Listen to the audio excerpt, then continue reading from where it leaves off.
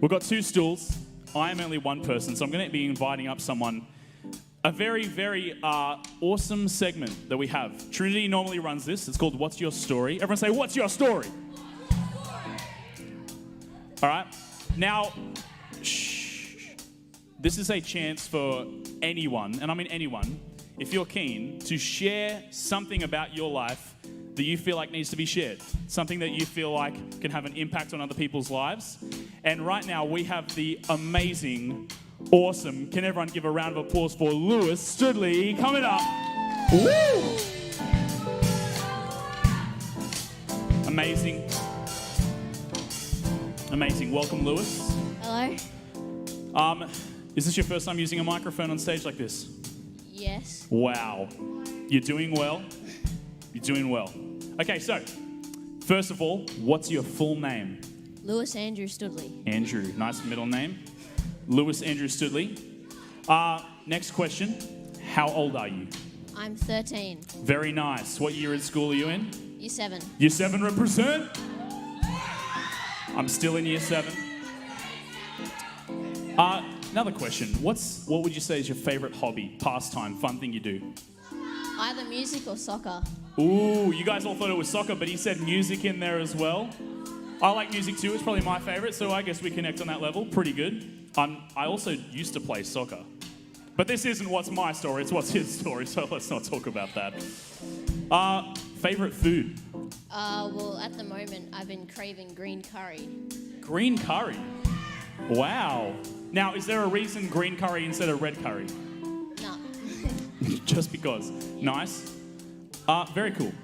Well, look, how long have you been coming to INY for, Lewis? Well, as soon as I could, so last year, term Nice. 4. That's it. Since day 1 that he possibly could be coming here. But what about this church? Is that when you joined the church? I've been coming here since I can remember. Nice. So since a little young lad, he's been coming to this church. I've seen him in kids' church growing up, playing drums in there, and now he's coming to youth as well. Mate, love to have you here. So, guys, let's get deep. Some people in this room will know of this story, but some of you may not. In fact, a lot of you may never have heard this about Lewis. But not too long ago, you experienced something that completely changed your whole life. Yeah. Massive life-shifting event. And we're going to hear about that today, all right? So, Lewis, walk us through from day 1 till the present. What happened? So just after a school camp, on the first night, we had burritos for dinner. I went to bed feeling perfectly fine.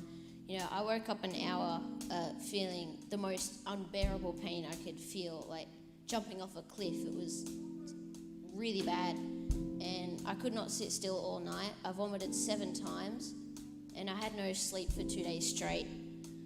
So my mum was going to take me to the doctor, but she felt God telling her to go to Nepean on the way. But then God was telling her again to go to Westmead. So we arrived and we were waiting, but the receptionist knew that something was wrong because my fingers were turning blue and I was really pale.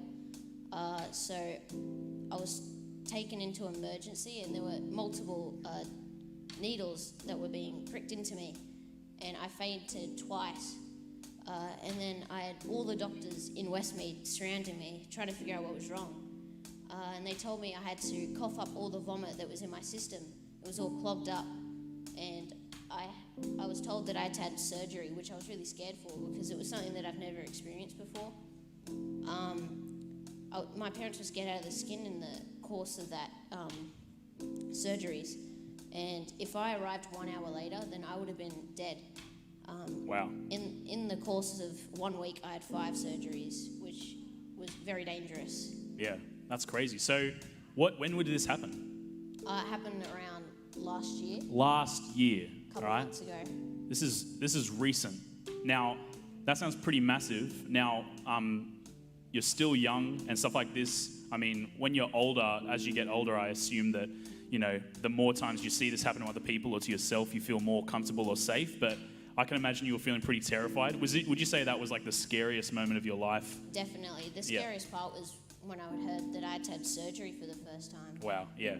That's intense. So what happened then? Was it like a process of like how long did it take to recover? Like what was wrong? Like So I was in hospital for about 2.5 maybe 1.5 months in Wow. between there. Yeah. And yeah, like towards the end of the half month, I was just so bored. I just wanted to go home. Yeah. What happened? Like, what was the problem that ended up coming up? It was like a twisted bowel, so everything was clogged up. Wow. Nothing was processing. Yeah.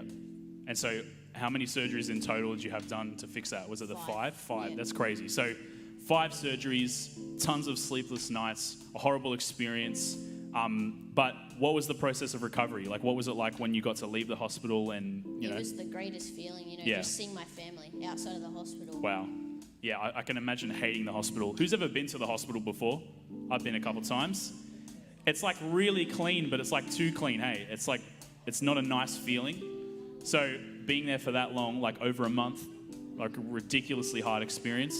It's on top of being really unwell, having surgeries. So now that you're through it, first question, is there anything like that's still left over from that you have to be really careful of, if you've hurt yourself or things like that? Well, I have to get checkups every now and again, like every 6 months I have to go visit, I'm pretty sure, I forget the name, but they check my blood and my iron and everything to make sure that I'm still healthy. Well, it's good that you're here. I'm really glad that you're okay and that you made it through that. You're such a trooper. I can remember when you were in hospital, there were lots of people praying. We had tons of prayer meetings and things just to like see you through that. Now, do you think, right, because he said this thing, I don't know if you heard it, you might have missed it. If he was there 1 hour later, the doctors said that it's likely he could have died, right? Which is ridiculous to think about. And on the way to the doctors, because he was feeling unwell, God spoke to his mum and said, you need to go to the hospital, not to the doctors. And then not only that, but you need to go to the Westmead Hospital, not just the Peen. Like, you got to go somewhere more legit. And that, do you believe that was God like saving your life? Yeah, because I would have been flown from Nepean even if I went to Nepean. Exactly. So to me, that just screams like God intervening, like God doing something, which is just amazing.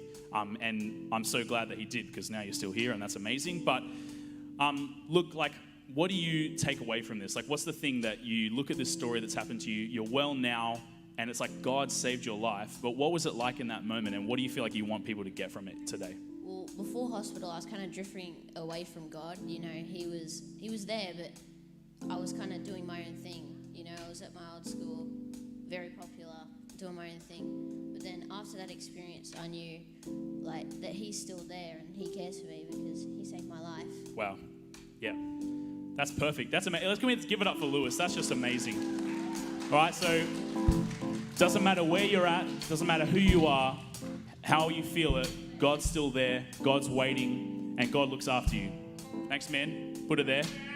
Give it up for Lewis one more time. That's amazing.